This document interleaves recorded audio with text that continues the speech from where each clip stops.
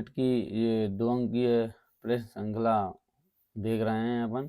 इसमें अपन देखेंगे दो अंकीय प्रश्नोत्तर और ये पार्ट अपना 5वां है। इससे पहले अपन कितने पार्ट देख चुके हैं? 4 पार्ट देख चुके हैं। ठीक है, तो इसके आगे बढ़ते हैं। ये ब्लू बुकलेट सीरीज है। ये क्या है? ब्लू बुकलेट सीरीज है जिसमें आपको बोर्ड परीक्षा के अति महत्वपूर्ण प्रश्न उत्तर देखने को मिलेंगे। चलिए आगे बढ़ते हैं। प्रश्न क्रमांक देखते हैं 85। तो इससे पहले हम देख चुके हैं, इससे पहले वाले। तो 85 क्या है? निम्नलिखित को परिभाषाएं लिखिए। निम्नलिखित तो ध्रुव, क्योंकि ध्रुव की परिभाषा लेंस और मुख्य अक्ष, प्रकाशिक केंद्र, वक्रता केंद्र। तो ये देख लेते हैं अपन। देखिए इसमें ये P जो है, P क्या है? यहाँ पे अपना हो गया ध्रुव, और लेंस ये दर्पण हो गया, या फिर अपन लेंस बनाएंगे तो लेंस ऐसा बन जाएगा। ठीक है, लेंस दोनों साइड से होता है। ये उत्तल लेंस है और अवतल लेंस ऐसा होता है। अवतल लेंस ऐसा बन जाता है। तो ये दर्पण में बताया हुआ है। मुख्य अक्ष क्या होता है? ये मुख्य अक्ष हो गया। ये ब्लू लाइन है, नीली लाइन है। और प्रकाशिक केंद्र और वक्रता त्रिज्या। वक्रता त्रिज्या क्या होगा? ये R होगा, यहाँ से यहाँ तक। ठीक है, तो अपन देख लेते हैं। अब आगे देखते हैं ध्रुव। ध्रुव क्या होता है? गोलीय दर्पण के परावर्तक तल के मध्य बिंदु को दर्पण का ध्रुव कहते हैं। इसे P से व्यक्त करते हैं। तो गोलीय दर्पण के परावर्तक पृष्ठ का ये मध्य बिंदु है, ये वाला, ये P है जो ये P वाला। तो ये हो जाएगा। अब लेंस का मुख्य अक्ष देखते हैं। लेंस का मुख्य अक्ष होता है किसी लेंस के दोनों वक्रता केंद्रों से गुजरने वाली एक काल्पनिक सीधी रेखा का ही क्या होता है? मुख्य अक्ष होता है। इसमें हमने देखा था अभी गुजरने वाली, ये क्या है? ये काल्पनिक रेखा जो है यहाँ से यहाँ तक ये होती नहीं है, वैसे बनाई जाती है, इसलिए इसको काल्पनिक रेखा बोलते हैं। तो इधर देखते हैं प्रकाशिक केंद्र क्या होता है? लेंस का अपवर्तक तल के केंद्रीय बिंदु को उसका प्रकाशिक केंद्र कहा जाता है। तो जो अपवर्तक तल होता है, यहाँ पे अपवर्तन होता है, मतलब लेंस का हो। ठीक है, तो इसकी परिभाषाएं याद करना है। और वक्रता केंद्र क्या होता है? तो गोले के केंद्र को वक्रता केंद्र कहते हैं, जिसका दर्पण एक भाग होता है। गोले का जो केंद्र होता है उसी को क्या कहते हैं? वक्रता केंद्र कहते हैं। ऐसे उदाहरण के लिए इसमें जो दर्पण बना होता है, जैसे ये पूरा कांच का गोला है, हमने क्या किया? यहाँ से यहाँ तक का इसको निकाल लिया, यहाँ से यहाँ तक इतना इतना निकाल दिया किसी कांच के गोले से, और इसको कर दी पॉलिश, और ये बन जाएगा अपना। यहाँ पे देखते हैं, ये ऐसा अवतल दर्पण बन गया। ये अवतल दर्पण बन जाएगा। तो जिसका ये केंद्र होगा ना, ये इसी को बोलते हैं वक्रता, और इसकी आधी क्या होती है? फोकस दूरी होती है। अब अगला देख लेते हैं। 2 मीटर फोकस दूरी वाले किसी अवतल लेंस की क्षमता ज्ञात करनी है। 2 मीटर फोकस दूरी वाले किसी अवतल लेंस की क्षमता ज्ञात करनी है। ये लेंस है, तो अवतल लेंस की फोकस दूरी कितनी दूरी है? 2 मीटर। तो 2 मीटर माइनस में 2 मीटर दी हुई है, 2 मीटर। तो दिया क्या क्या है? पहले तो हम ये लिख लेंगे, दिया क्या क्या है? तो 2 मीटर फोकस दूरी है। तो फोकस दूरी P बराबर क्या हो जाएगा? 1/2 एफ। ये फोकस दूरी क्या होती है? यहाँ पे P नहीं है, ये एफ होगा। यहाँ पे क्या हो जाएगा? एफ R/2 होती है। तो इसमें देख लेंगे, हमें ज्ञात क्या करना है? ज्ञात करना है हमको लेंस की क्षमता। लेंस की फोकस दूरी दी हुई है और लेंस की क्षमता ज्ञात करनी है। तो लेंस की क्षमता का सूत्र क्या होता है? यहाँ पर देख लेते हैं। P बराबर 1/f। तो ये होता है अपना लेंस की क्षमता का सूत्र। तो इसमें क्या हमारे पास क्या दिया हुआ है? एफ दिया है। तो P बराबर क्या हो जाएगा? 1/2। ये माइनस में दिया हुआ 1/2। तो यहाँ माइनस लगा देंगे। P बराबर 1/2 ये हमने इसमें रख दिया। तो अब P बराबर 1/2 रख दिया, और इसका क्या करेंगे? इसका इसमें डिवाइड कर देंगे। डिवाइड कर देंगे तो क्या हो जाएगा? -0.5 हो जाएगा। 2 का 1 में देंगे तो आधा हो जाएगा। तो ये क्या हो जाएगी, लेंस की क्षमता हो जाएगी। तो ये डी मतलब होता है डायोप्टर। डायोप्टर में इसकी क्षमता को मापा जाता है। ठीक है, ये हो गया। अगला देख लेते हैं। अगला क्या, उस लेंस की फोकस दूरी ज्ञात कीजिए जिसकी क्षमता कितनी दी है, क्षमता दी है हमको 2.0 डी, डायोप्टर में दी है, तो वही वाला फॉर्मूला लगा देंगे।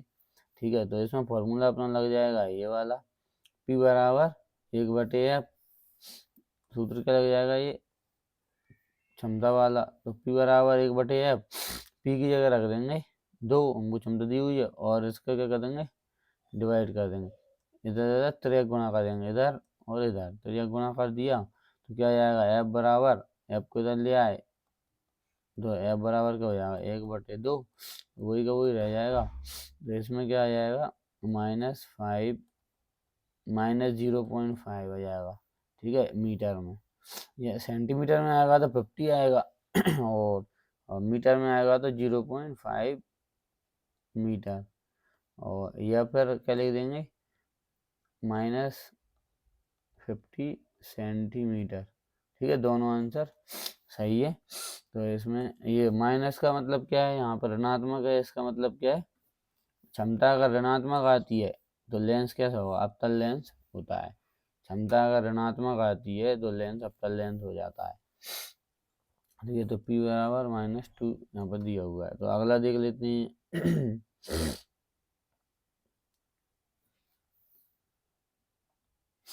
इसमें अगला क्या आएगा, 89 है। 89, विद्युत परिपथ का क्या अर्थ होता है, विद्युत परिपथ का क्या अर्थ है, या विद्युत परिपथ से आप क्या समझते हैं। तो विद्युत परिपथ में क्या है, किसी विद्युत धारा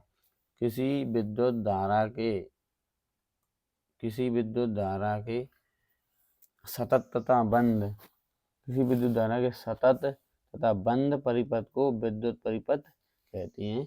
इसमें विद्युत धारा प्रवाहित होती है, विद्युत धारा प्रवाहित हो सकती है, परंतु यदि परिपथ कहीं से भी टूट जाए तो स्विच ऑफ कर दिया जाए तो धारा का प्रवाह क्या हो जाता है, बंद हो जाता है। किसी विद्युत धारा के सतत या बंद पथ को विद्युत परिपथ कहते हैं, चाहे उसमें विद्युत धारा बह रही हो या ना बहे। विद्युत धारा प्रवाहित हो सकती है, परंतु यदि परिपथ टूट जाए या बंद कर दिया जाए तब भी वो क्या है, विद्युत प्रवाह बंद हो जाएगी। मतलब ऐसा देख लो, ऐसे हमने ये पूरा परिपथ बना दिया और यहाँ पे एक लगा दिया, इसमें सेल लगा दिया, यहाँ पे प्लस हो जाएगा, यहाँ पे माइनस हो जाएगा, और यहाँ से इसको कट करके यहाँ पे हम क्या लगा देंगे, एक बल्ब लगा देंगे, एक यहाँ पे बल्ब लगा दिया, ये बल्ब लगा दिया यहाँ पे, तो ये क्या होगा, ये कंप्लीट क्या होगा, ये हो गया बंद परिपथ हो गया पूरा। अगर हम यहाँ पे क्या कर दें, इसको यहाँ से कट कर दें तो ये हो जाएगा खुला परिपथ, खुला हो जाएगा। मतलब ये इसमें अब विद्युत धारा प्रवाहित नहीं हो रही है। अगर इसको यहाँ बंद रहेगा तभी इसमें विद्युत धारा प्रवाहित होती है, और खुला रहता तब विद्युत धारा नहीं जाती। अगला देख लेते हैं। इसमें 90 नंबर का, विद्युत धारा के मात्रक की परिभाषा लिखिए। विद्युत धारा का मात्रक क्या होता है, विद्युत धारा का मात्रक क्या हो जाएगा,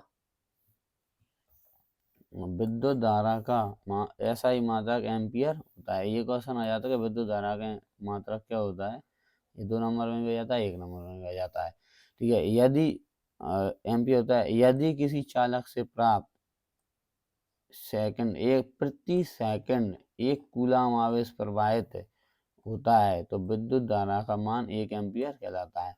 अगर 1 सेकंड में 1 कूलम आवेश प्रवाहित करेंगे तो वो कितना हो जाएगा, 1 एम्पियर हो जाता है। इसको लिखते हैं, ये 1 एम्पियर बराबर क्या हो जाएगा, 1 कूलम बटे 1 सेकंड। 1 सेकंड में 1 कूलम आवेश अगर जाएगा तो कितना हो जाएगा, अपने 1 एम्पियर हो जाएगा। ये भी क्या होती है, विद्युत धारा की क्षमता को बताता है। क्षमता मतलब पावर को दिखाता है। एम्पियर मतलब कितना समय तक कोई बैटरी चलेगा। जितने ज़्यादा एम्पियर का होता है बैटरी उतनी ज़्यादा समय तक चलती है। ठीक है, और वोल्ट से क्या रहती है, वोल्ट भी पावर को शो करता है, वोल्टेज। ठीक है, इसमें वोल्टेज मतलब इतने कूलाम आवेश हैं उसमें, कितने आवेश हैं, कितने वोल्ट का। ठीक है, तो ये इसको क्या बताया कि ये इतनी समय तक चलती है एम्पियर, एम्पियर में। ठीक है, अब अगला देख लेते हैं। विद्युत धारा का ऐसा ही मात्रक याद रखना है। भूसंपर्कता, ये इम्पोर्टेंट क्वेश्चन है, इसको लगा देना स्टार। और ये देखना है भूसंपर्क तार से आप क्या समझते हैं, भूसंपर्क तार से आप क्या समझते हैं।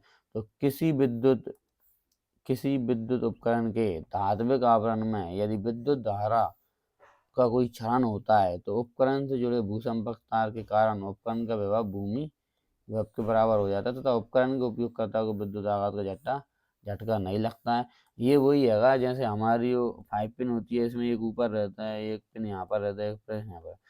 ये वाला जो होता है ना, इसी को क्या बोलते हैं, भूसंपर्क तार बोलते हैं। भूसंपर्क तार मतलब क्या होता है, इसको अर्थिंग, बॉडी अर्थिंग भी बोलते हैं। इसको क्या बोलते हैं, अर्थिंग। जो बड़े डिवाइस होते हैं, बड़े डिवाइस, जैसे कूलर हो गया, कूलर हो कूलर कूलर हो जाए, या फिर हीटर हो गया, हीटर, इनमें क्या रहता है, ये ऊपर वाली पिन रहती है, इसको अर्थिंग कहा जाता है। और इसमें क्या रहता है, अगर ये वाला, ये प्लस है, ये माइनस है, या फिर इसको इसको लाइन बोल दो, इसको इसको लाइन बोल दो, एल बोल दो, इसको एन बोल दो, न्यूट्रल, ये न्यूट्रल हो जाता है और ये लाइन हो जाता है। तो अगर ये इसका जो करंट होता है, इसका करंट होता है, उसका अगर क्षरण होता है, क्षरण के कारण क्या होता है, क्षरण के कारण क्या हो जाता है, ये बॉडी में करंट आने लगता है, और अगर करंट आएगा और ये अर्थिंग लगी हुई है तो इसमें चला जाएगा, भूमि में चला जाएगा, इसलिए उससे क्या हो जाता है, हमको झटका नहीं लगता है, विद्युत आघात नहीं होता है। ठीक है, एक बार और बता दूं, किसी विद्युत उपकरण के धात्विक आवरण में यदि विद्युत धारा का कोई क्षरण होता है, क्षरण मतलब लीक हो रहा है कहीं से करंट, तो हमको क्या झटका नहीं लगता है, अगर ये अर्थिंग लगी रहती है तो। ठीक है, अगला देखें, चुंबकीय क्षेत्र कहाँ है, ये वेरी इंपोर्टेंट क्वेश्चन है, इसको स्टार बिल्कुल याद कर लेना। ठीक है, ये चुंबकीय क्षेत्र रेखाएं, चुंबकीय क्षेत्र रेखाओं के दो गुण। चुंबकीय क्षेत्र रेखाएं क्या होती हैं, इनके गुण क्या होते हैं, या फिर चुंबकीय बल रेखाएं, क्षेत्र रेखाएं, ये एक ही होती है, चुंबकीय बल रेखाएं आ जाए, चुंबकीय क्षेत्र रेखाएं आ जाए। तो चुंबकीय क्षेत्र रेखाएं एक दूसरे को कभी प्रतिच्छेदित नहीं करती। ठीक है, पहला गुण तो ये हो गया, चुंबकीय क्षेत्र रेखाएं कभी भी एक दूसरे को प्रतिच्छेदित नहीं करती हैं। और दूसरा पॉइंट हो जाएगा अपना, ये ये रेखाएं चुंबक के बाहर उत्तरी ध्रुव से दक्षिण ध्रुव की ओर तथा चुंबक के अंदर क्या होती हैं, अंदर दक्षिण ध्रुव से उत्तरी ध्रुव की ओर होती हैं। ये चुंबक बना दो यहाँ पे, ये कोई चुंबक है। ठीक है, तो इसमें से क्या होती है, यहाँ पर रहेगा एन और यहाँ पर रहेगा एस, मतलब उत्तरी ध्रुव और दक्षिणी ध्रुव। तो इसमें पहले तो क्या रहेंगी, चुंबकीय क्षेत्र रेखाएं इधर से इधर बंद वक्र बनाती हैं, ये पूरा एक दूसरे को कभी भी प्रतिच्छेदित नहीं करती हैं। ये चुंबकीय बल रेखाएं, और इधर इधर बना दो, ऐसी बहुत सारी बना सकते हैं। अब इनकी जो चुंबक के बाहर उत्तरी ध्रुव से दक्षिणी ध्रुव की ओर होती है, इनकी दिशा क्या हो जाएगी, ये हो जाएगी, ये उत्तरी ध्रुव से, चुंबक के बाहर उत्तरी ध्रुव से दक्षिणी ध्रुव की ओर हो जाती है। अब अंदर क्या हो जाएगा, जब इधर से इधर जाएंगी तो अंदर तो इधर है, ये हो जाएगी इनकी दिशा, अंदर क्या हो जाएगी, बदल जाएगी, अंदर ऐसे हो जाएगी, अंदर वाली दिशा ये रही और बाहर वाली ये रही। ठीक है, अंदर ये हो जाएगी। ठीक है, 2 पॉइंट याद कर लेना। और अगला देख लेते हैं अपन, 3 3 कर लो, अगर 2 में आए तो 2 लिख देना, 3 में आए तो 3 कर देना। तीसरा पॉइंट क्या है, अधिक प्रबलता वाले क्षेत्र में ये रेखाएं पास पास होती हैं, जबकि कम प्रबलता वाले क्षेत्र में दूर दूर होती हैं। इसका मतलब क्या है, देखो ये वाला जो क्षेत्र है ना, ये वाला, ये क्या है, अधिक प्रबलता वाला क्षेत्र है, यहाँ पर क्या रहती है, पास में रहती हैं। और ये है कम प्रबलता वाला, ये क्या हो गया, कम प्रबलता, यहाँ पर क्या होगी, कम प्रबलता वाला क्षेत्र है। और ये रह जाएगा अधिक प्रबलता वाला क्षेत्र, यहाँ पे क्या रहेंगे, पास पास रहेंगे, अधिक प्रबलता वाला क्षेत्र। अगला देख लेते हैं, दो चुंबकीय क्षेत्र रेखाएं परस्पर प्रतिच्छेद क्यों नहीं करती। तो उसका आप कारण बताना है, परस्पर प्रतिच्छेद क्यों नहीं करती। यदि दो चुंबकीय क्षेत्र रेखाएं एक दूसरे को प्रतिच्छेद करेंगी तो प्रतिच्छेद बिंदु पर चुंबकीय क्षेत्र की दो दिशाएं हो जाएंगी, जो कि संभव नहीं है। अतः चुंबकीय क्षेत्र रेखाएं एक दूसरे को कभी प्रतिच्छेद नहीं करती। अब इसका क्या मतलब है? इसका मतलब ये है कि इसका मतलब ये हो जाएगा, ये देखो ये यहाँ पर है, अगर ये मान लो ये चुंबकीय क्षेत्र रेखाएं अगर ये एक दूसरे को प्रतिच्छेदित करेंगी, यहाँ पर ऐसे मिल जाएंगी, ऐसे मतलब कि ये इसमें मिल गई, तो इसकी दिशा क्या हो जाएगी, ये किधर हो जाएगी और एक दिशा इधर हो जाएगी, तो दो दिशाएं हो जाएंगी और यहाँ पर कभी भी दो दिशाएं संभव नहीं होती हैं, इसलिए ये कभी भी एक दूसरे को प्रतिच्छेदित नहीं करती हैं। ठीक है, तो ये भी इम्पोर्टेंट है, इसको अच्छे से कर लेना। चलिए अगला देख लेते हैं, फ्लेमिंग के बाएं हाथ का नियम। फ्लेमिंग के बाएं हाथ का नियम है। फ्लेमिंग के बाएं हाथ का नियम क्या है?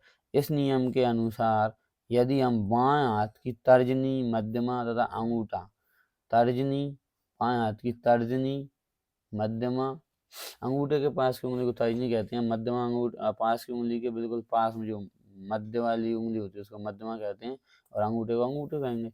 इस प्रकार फैलाएं कि तीनों एक दूसरे के परस्पर लंबवत हों। तो तर्जनी चुंबकीय क्षेत्र की दिशा को दिखाती है, मध्यमा चालक में प्रवाह विद्युत धारा की दिशा को दिखाती संकेत करती है, और अंगूठा चालक पर लगने वाले बल की ओर संकेत करता है। ये देखिए ये हमारा एक चित्र है फ्लेमिंग के बाएं हस्त का नियम का चित्र। इसमें देखिए ये फ्लेमिंग के बाएं हस्त का नियम, और इसमें फ्लेमिंग के बाएं हस्त का नियम देखो यहाँ चालक पर आरोपित, ये अपनी बुक में है, ये किताब में आप देख सकते हैं। यहाँ इसको ये दिखाती है चुंबकीय क्षेत्र, और ये दिशा हो गई इसकी हो गई विद्युत धारा, और ये हो जाएगा अंगूठा, ये क्या जाएगा ये विद्युत धारा, और ये अंगूठा क्या दिखा रहा है यहाँ पे, बल दिखा रहा है, इधर की तरफ बल लगेगा चुंबकीय क्षेत्र का। यदि हम इधर से विद्युत धारा प्रवाहित करेंगे, यदि हम विद्युत धारा प्रवाहित करें इधर से करें, विद्युत धारा प्रवाहित इधर होगी तो बल की दिशा इधर हो जाएगी और चुंबकीय क्षेत्र की दिशा इधर हो जाएगी, ऐसे इधर बल की दिशा और इधर विद्युत धारा की दिशा। तो ये फ्लेमिंग का नियम है, इसके अनुसार अपने बाएं हाथ की तर्जनी, मध्यमा तथा अंगूठे को इस प्रकार फैलाएं कि ये दोनों परस्पर एक दूसरे के परस्पर विपरीत होती हैं या लंबवत हों। लंबवत का मतलब ये देखो ये ऐसा, इसकी लंबवत ये है और ये इसके लंबवत है। लंबवत मतलब ऐसा कौन बनाते हैं, तो ये इसके एक दूसरे के लंबवत होती है। ठीक है, चुंबकीय क्षेत्र की दिशा को परस्पर लंबवत रखकर विचार किया, तो इससे हमने किताब में पढ़ा है, ये किताब में आप पढ़कर देख सकते हैं। इसी में मैं आपको चुंबकीय बल रेखाएं भी दिखा देता हूँ। चुंबकीय बल रेखाएं जो अभी अपने चित्र देखा था, चुंबकीय बल रेखाएं ये है, चुंबकीय बल रेखाओं का चित्र ये है। देखिए इसमें क्या है, किसी क्षण चुंबक के चारों क्षेत्र रेखाएं, तो इसमें क्या हो जाएगा, ये ऐसा है, ये है ना एन एन इधर उधर, उससे कोई दिक्कत नहीं होती है, बस दिशा सही होनी चाहिए। ठीक है, तो ये चित्र आप बनाकर देख सकते हैं। ये दक्षिण बाएं हस्त का नियम इस तरीके से अपन देख सकते हैं, ये उंगली को ये ऐसी रहेगी, ये सीधी रहेगी, एक दूसरे के लंबवत है, अंगूठा एक दूसरे के लंबवत रहेगा। ये दिशा क्या हो जाएगी, ये हो जाएगी अपनी बल की दिशा, ये विद्युत की दिशा है तो अंगूठा क्या दिखाएगा, बल की दिशा, और ये चुंबकीय क्षेत्र की रेखा को बल को दिखाता है। तो चलिए अब आगे देखते हैं, ये हमने देख लिया, अब आगे देखेंगे 95 वाला। 95 नंबर का ये प्रश्न देख लेते हैं। विद्युत परिपथों में सामान्यतः उपयोग होने वाले दो सुरक्षा उपायों के नाम लिखिए। विद्युत परिपथ सुरक्षा उपाय क्या क्या होते हैं? एक तो अर्थिंग तार लगा देते हैं और फ्यूज तार लगा देते हैं। अब फ्यूज तार तो आप लोगों ने देखा ही होगा, फ्यूज तार में क्या रहता है, फ्यूज तार क्या होता है, पतला सा तार बांध देते हैं, एक पॉइंट यहाँ पर है एक पॉइंट यहाँ पर है, दोनों को पतले से तार से बांध देते हैं, इसको फ्यूज तार कहते हैं। अगर विद्युत धारा ज़्यादा आती है या ओवरलोडिंग होती है तो ये जल जाता है। तो ये बनाया जाता है, फ्यूज तार किसका बना रहता है, मिश्र धातु का बना रहता है। मिश्र धातु किसका बना रहता है, मिश्र धातु का बना होता है। फ्यूज तार क्या रहता है, ये कम गलनांक वाला मिश्र धातु का बना रहता है, जिसका गलनांक क्या होता है, कम गलनांक वाली धातु होती है ये। जब विद्युत धारा या शॉर्टकट होता है या फिर विद्युत धारा ज़्यादा आती है तो ये गल जाता है। तो ये किसका बना रहता है, टिन और शीशे का बना रहता है। ये इसमें क्या क्या रहता है, टिन प्लस सीसा, टिन प्लस सीसा रहता है। इसमें टिन कितने प्रतिशत रहता है? 63, और सीसा कितने प्रतिशत रहेगा? सीसा रहेगा अपना 37%। बाकी का ये हो जाएगा 37% सीसा रहता है, मिश्र धातु का बना रहता है। अगर ऐसा क्वेश्चन आता है फ्यूज तार को समझाइए तो उसमें ये जरूर लगेगा ना, फ्यूज तार क्या होता है? मिश्र धातु का एक तार होता है जिसका गलनांक कम होता है, और ये टिन और सीसा, सीसा धातु का बना रहता है। सीसा को क्या कहते हैं? पीवीएस का सूत्र होता है, उसको लेड भी बोलते हैं। लेड बैटरी में इसका प्रयोग किया जाता है। टिन और इसका मिलाकर बना दिया जाता है। ठीक है, तो जब शॉर्ट सर्किट होता है तब भी ये गल जाता है तार। ठीक है, अब अगला देख लेते हैं। अगला कौन सा हो जाएगा? 96 क्वेश्चन। 2 किलोवाट हमारे पास क्या है कि 2 किलोवाट शक्ति अनुमातांक एक विद्युत तंदूर किसी घरेलू परिपथ, तंदूर मतलब हीटर मान लो, 2 किलोवाट का हीटर है जिसको हम क्या कर रहे हैं? घरेलू परिपथ मतलब 220 वोल्ट में चालू किया है या प्रचलित किया है, जिसका विद्युत धारा अनुमातांक क्या हो जाएगा? 5 एम्पियर है। विद्युत धारा कितनी एम्पियर का है? वो 5 एम्पियर का है। और उसकी शक्ति कितनी है? वाट, कितने वाट का है? 2 किलोवाट का है।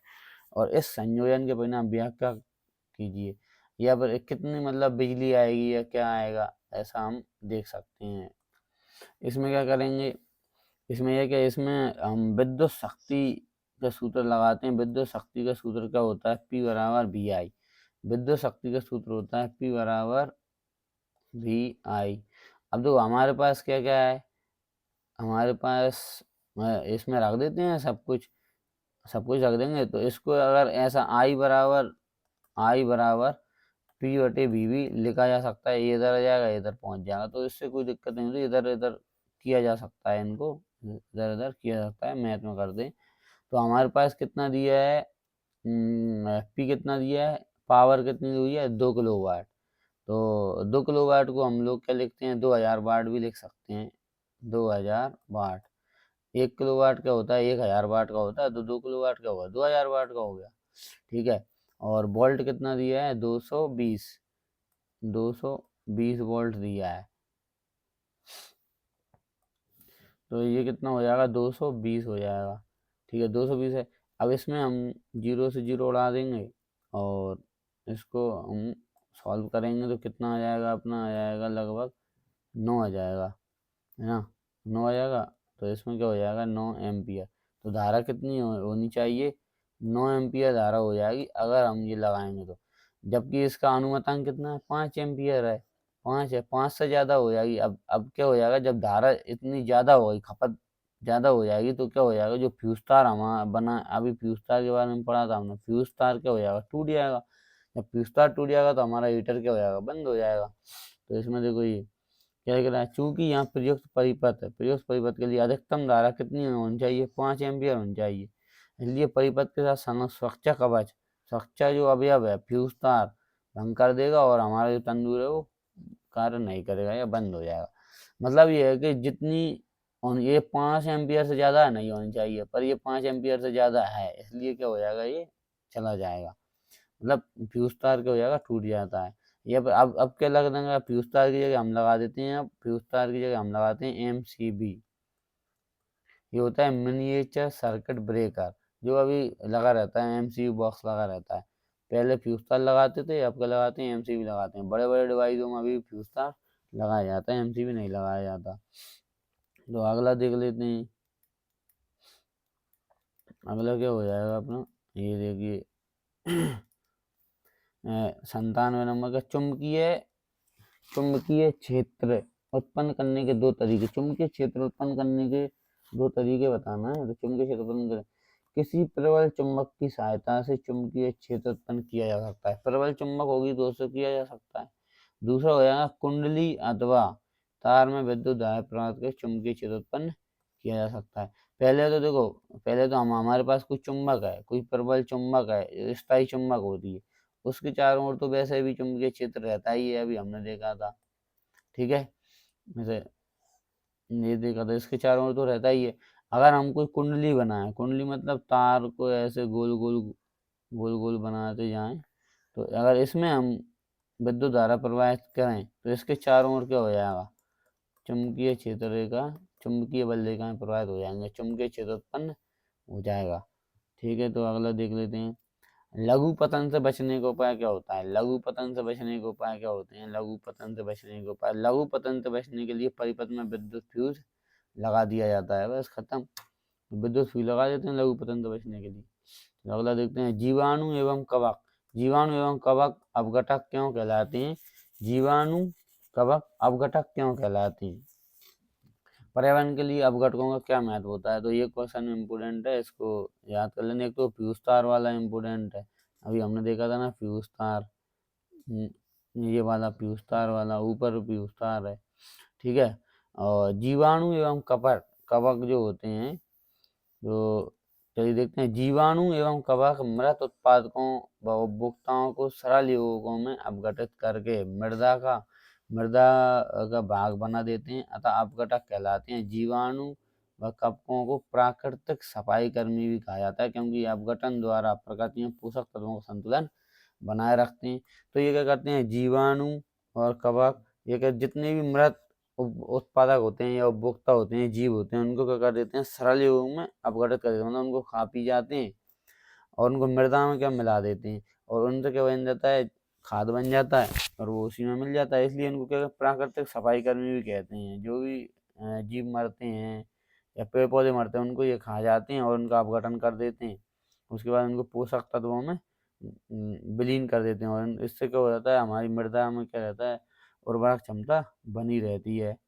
तो अगला देख लेते हैं, ग्लोबल वार्मिंग, ये भी वेरी इंपॉर्टेंट क्वेश्चन है, कई बार आ चुका है, इस बार भी आ सकता है। ठीक है, तो इसको याद करना। ग्लोबल वार्मिंग के दो कारण बताइए, दो कारण बता दें, या ग्लोबल वार्मिंग क्या होता है, ऐसा क्वेश्चन आ जाए। वृक्षों की अत्यधिक कटाई या वातावरण में CO2 गैस की वृद्धि, वृद्धि पहला कारण तो यही है। वृक्षों की ज़्यादा कटेंगे तो CO2 की वृद्धि अपने आप हो जाएगी। ठीक है, जीवाश्म ईंधनों के दहन से उत्पन्न CO2 और CO गैसों की मात्रा में वृद्धि। अगर जीवाश्म ईंधन का दहन करेंगे, पेट्रोल हो गया, डीजल हो गया, ये क्या है, जीवाश्म ईंधन है, कोयला, इनका दहन ज़्यादा करेंगे तो हमारे वातावरण का कार्बन डाइऑक्साइड और CO मतलब कार्बन मोनोऑक्साइड की मात्रा बढ़ जाती है। और क्या होता है, एरोसोल जैसे CFC हो गया, या रेफ्रिजरेशन में उपयोग होने वाली गैस है जो होती हैं, ये क्या होती हैं, एरोसोल होता है इनमें, और ये क्या करती हैं, वातावरण में तापमान को बढ़ा देती हैं। ठीक है, कार्बन डाइऑक्साइड हो गया और कार्बन मोनोऑक्साइड हो गया। अगला देख लेते हैं, ग्रीन हाउस प्रभाव, ये भी इम्पोर्टेंट क्वेश्चन है। इसका 3 नंबर का चैप्टर है, 3 नंबर में एक आध ओटी आ जाता है, 2 नंबर का क्वेश्चन ये आ जाते हैं, या हो सकता है 3 का यही आ जाए 3 नंबर में। तो इसमें होता है, ठंडे प्रदेशों में हरे पौधों को ठंड से बचाने के लिए कांच के घर का निर्माण किया जाता है और उसी में उनको उगाया जाता है। और सूर्य के प्रकाश में जिन किरणों की तरंग दैर्घ्य कम होती है, अतः वह कांच के घर में प्रवेश तो कर जाती हैं, परंतु टकराने के कारण तरंग दैर्घ्य बढ़ जाने से पुनः वातावरण में नहीं लौट पाती हैं, अतः कांच के घर ताप वायुमंडल से अधिक रहता है और तापमान ग्रीन हाउस प्रभाव पाया जाता है। मतलब तो इसमें क्या रहता है, ग्रीन हाउस में ये रहता है, जो सूर्य की किरणें होती हैं वो होती हैं लघु तरंग दैर्घ्य में आती हैं हमारे पास। जैसे ये कांच का कोई डब्बा है, कांच का घर है, तो इसमें जो सूर्य की किरणें आएंगी, ये आएंगी लघु तरंग दैर्घ्य में आती हैं, लघु तरंग दैर्घ्य